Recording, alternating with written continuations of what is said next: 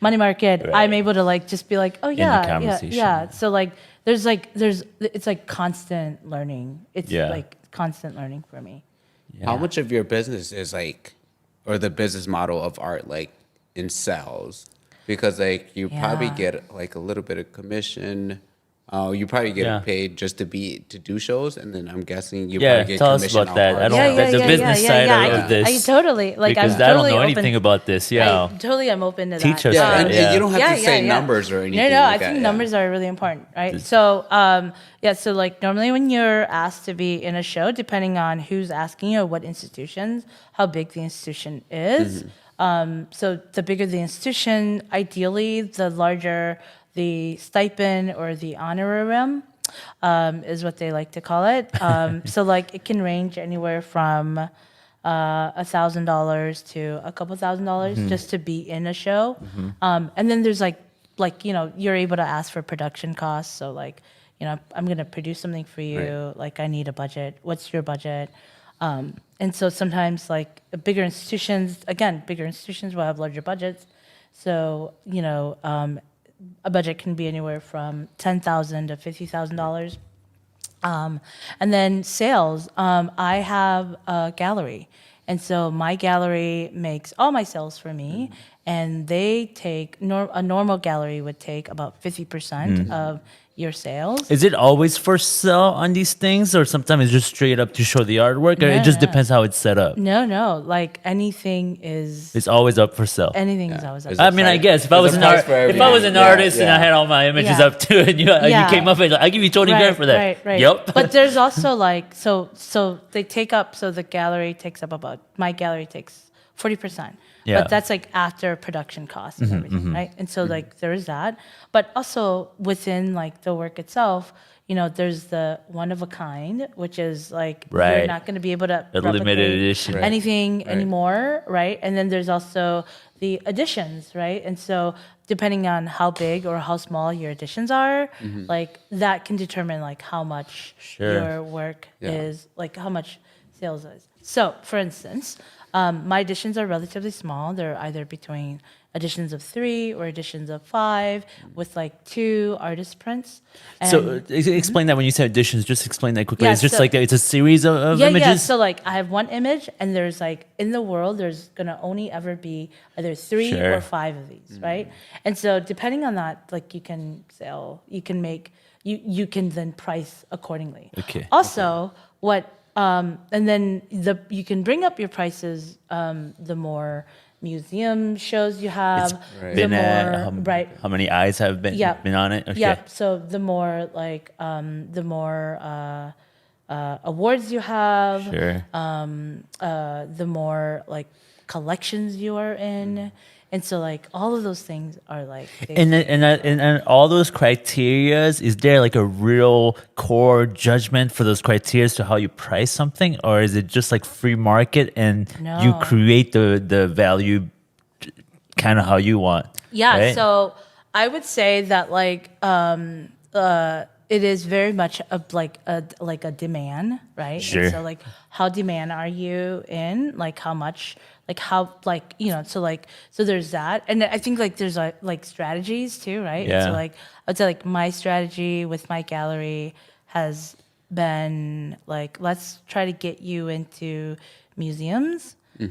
More so than private collectors. And so when you are in museum collections, then like you then start to build up your stock, and Yeah. the higher your stock, the more museums are going to want you, and then the more private collectors are going to want you. And Yeah. so like start off there. But these things don't happen overnight. Right. They sort of take this like years to happen. Yeah.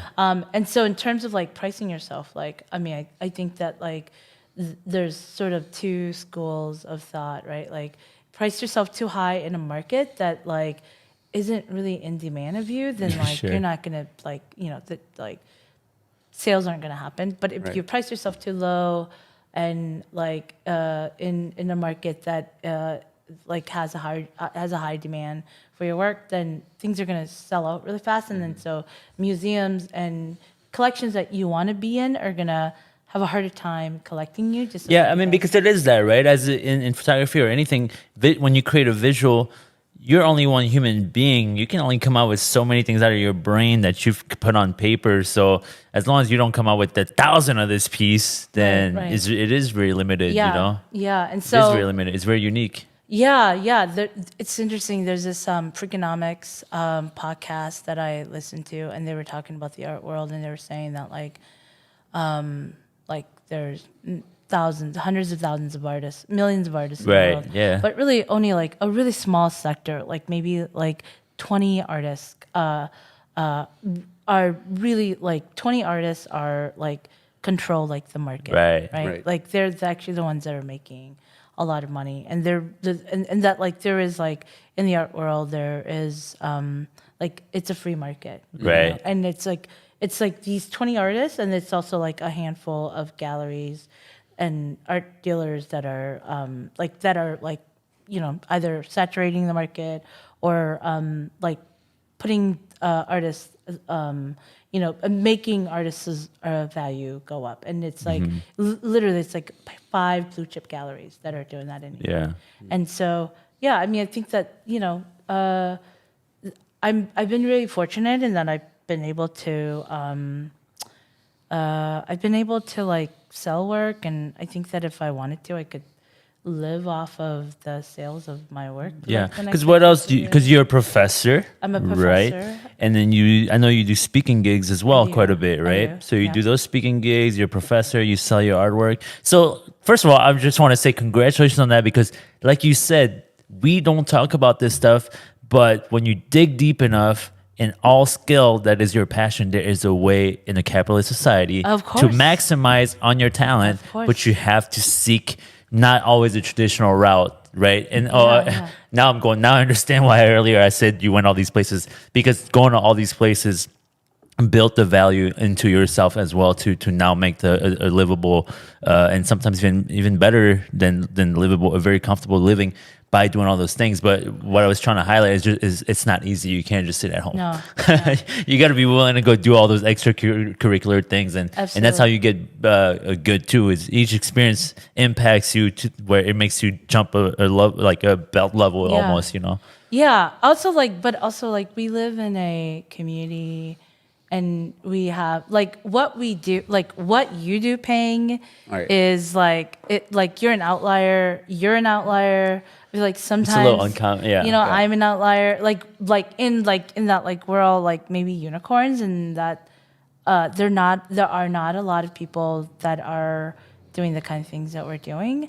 And so like for me, I've always like I feel like I'm the only like I sometimes I feel really strange like talking about the gigs that I have Yeah. or like the things that I do, just simply because then like I don't know, I just think it's like in my head it feels really like hard for people to like understand Sure. and Yeah. to like grasp. Yeah. I you mean, know? I relate to that 100% Yeah. because like a lot of my friends like I've become the weird hippie farmer You're guy. the beekeeper, you dude. know, yeah. So I'm With like the animals. Yeah, and so like that's all I ever talk about, and so they're always talking about sports, and I'm just kind of like I don't know, Yeah. I don't Yeah. watch anything. It's like it's hard for me to keep up. So, but yeah, I've become like this like weird. But I Yeah. think you have the way I like when I look at your farm. Like I haven't seen another Hmong Yeah. person do it. I've seen some of my white friends from other jobs do it, but you have an organic approach. You know, your approach to it is very organic, small time.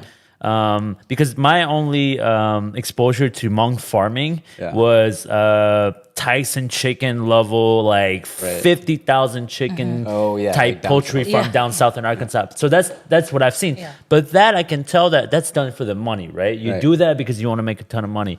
But the guy who does it for the organic, holistic approach to be self-sustaining, that's a different philosophy to the farm game. You know, it's Yeah. not just about the cash. So that's what you bring that I think is completely different. Because I've seen plenty of Hmong farmers, but it's always for how do we make a lot of money Yeah. quickly? Right. And Yeah. that's like, that's cool. I ain't hating on that. Yeah. That's good. Make your money. I think I do need a little bit more of that. Yeah, though, I mean, because and that's I've been, the balance. I've been hurting for some time. That's the now. balance. Yeah. Yeah, that's the balance. No, but there is a way. Yeah. But also like that's what makes like your story so unique, and it's like so you is that like you know like you don't do it for the money, you do it because you love it.